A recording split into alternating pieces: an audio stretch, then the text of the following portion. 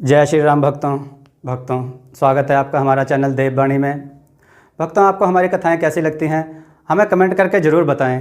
भक्तों, हमारी कथाओं को लाइक अधिक से अधिक करें, इन्हें शेयर करें और हमारे चैनल को अधिक से अधिक सब्सक्राइब करें।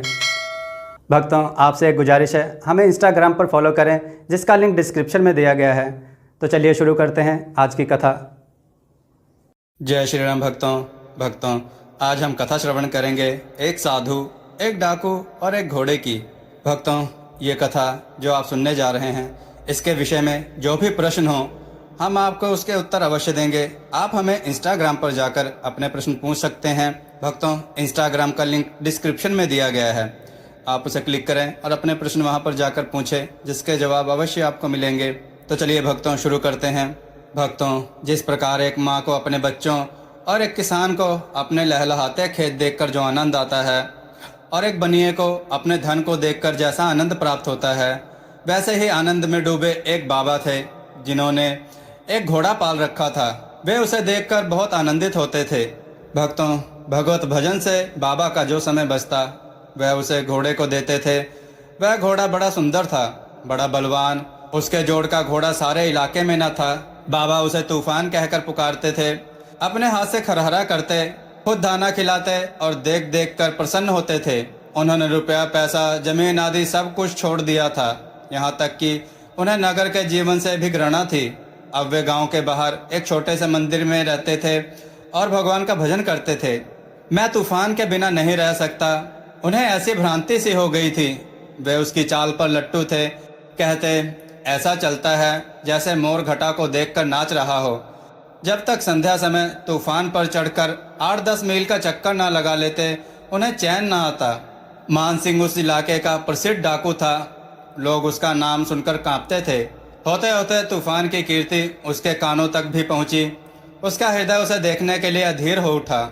वह एक दिन दोपहर के समय बाबा के पास पहुंचा और नमस्कार करके बैठ गया। बाबा ने पूछा, मान सिंह क्या हाल है?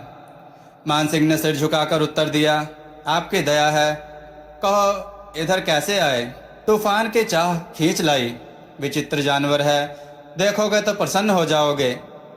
मैंने भी बड़ी प्रशंसा सुनी है। उसकी चाल तुम्हारा मन मोह लेगी। कहते हैं देखने में भी बहुत सुंदर है।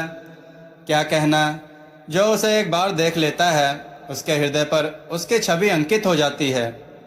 बहुत दिनों से अभिलाषा थी, आज उपस्थित हो सका हूँ। बाबा और मान सिंह अस्तबल में पहुंचे। बाबा ने घोड़ा दिखाया घमंड से। मान सिंह ने देखा आश्चर्य से। उसने सैकड़ों घोड़े देखे थे, परंतु ऐसा बांका घोड़ा उसकी आंखों से कभी नहीं गुजरा था।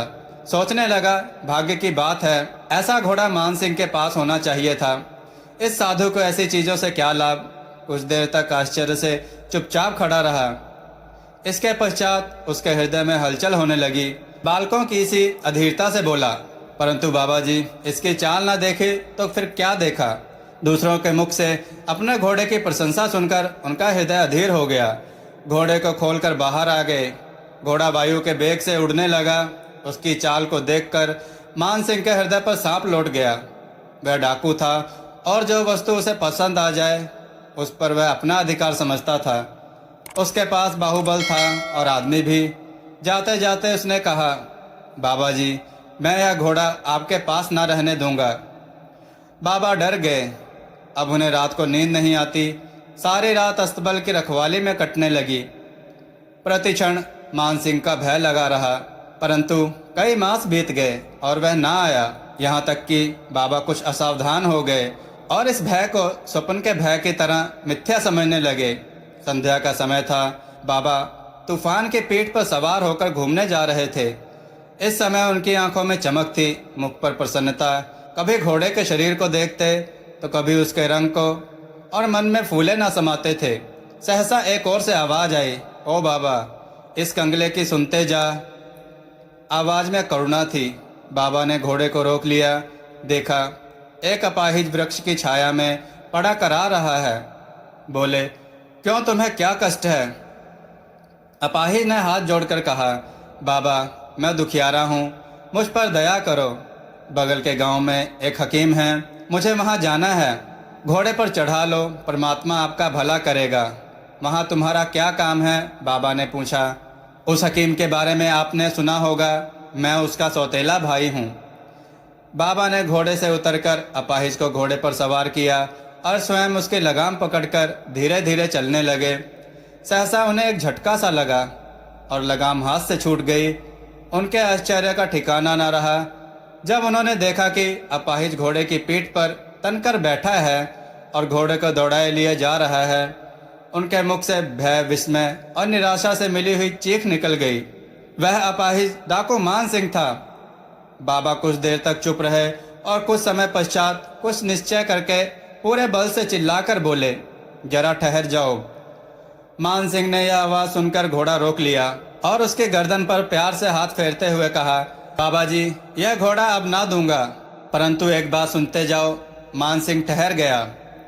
बाबा ने निकट जाकर उसकी ओर ऐसी आंखों से देखा जैसे बकरा कसाई की ओर देखता है और कहा, यह घोड़ा तुम्हारा हो चुका है।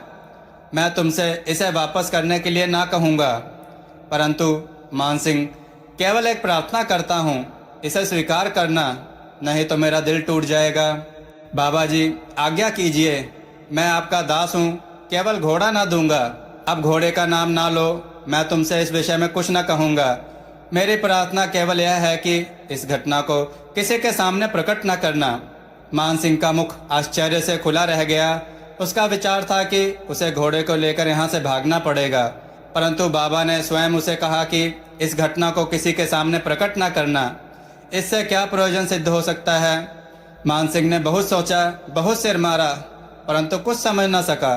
हार कर उसने अपनी आंखें बाबा के मुख पर गड़ा दी और पूछा, बाबा जी, इसमें आपको क्या डर है?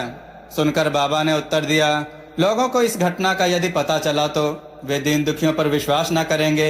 यह कहते कहते उन्होंने तूफान की ओर से इस तरह मुंह मोड़ लिया जैसे उनका उससे कोई भी संबंध नहीं रहा हो।